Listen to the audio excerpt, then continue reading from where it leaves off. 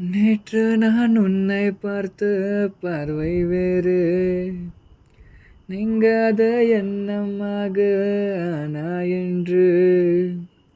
உன்னோட நானும் போன தூரம் யாவும் நெஞ்சிலே ரெங்காத நினைவுகளாக இங்கே மிஞ்சுது.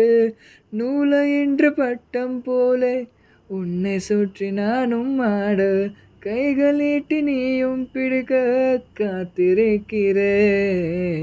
இதற்கெல்லாம் அர்த்தங்க என்ன கேட்க வேண்டும் உன்னை.